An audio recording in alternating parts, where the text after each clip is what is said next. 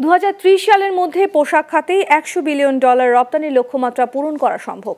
এই জন্য এলডিসি উত্তর 2026 সালের পর সরকার নগদ প্রণোদনার বিকল্প সহায়তার দাবি করেছেন পোশাক শিল্প মালিকদের সংগঠন বিজিএমইএ সভাপতি এস.এম. মান্নান কোটি।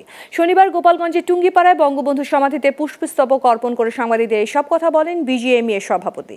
এর আগে বঙ্গবন্ধু শেখ মুজিবুর রহমানের রুহের মাগফিরাত কামনা করে মোনাজাত করা হয়। বিজিএমইএর 2024-26 মেয়াদের পরিচালনা পর্ষদের সদস্য ও সাবেক নেতারা এই সময় উপস্থিত ছিলেন। বিজিএমইএ সভাপতি জানান, দেশের রপ্তানি আয়ের 85% যোগান দিয়ে পোশাক শিল্প অর্থনীতির প্রধান চালিকা শক্তি হিসেবে অবদান রাখছে। বঙ্গবন্ধুর সোনার বাংলা গড়তে দেশজুড়ে উন্নয়নে পোশাক শিল্পের ভূমিকা গুরুত্বপূর্ণ।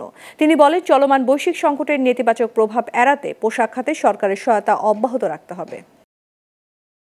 আজকে আমরা 47 বিলিয়ন রপ্তানি করতে পেরেছি। 2030 সালে ইনশাল্লাহ আমরা 100 বিলিয়ন আজকে রপ্তানি করতে পারবো, এই প্রতিজ্ঞা আমরা করছি।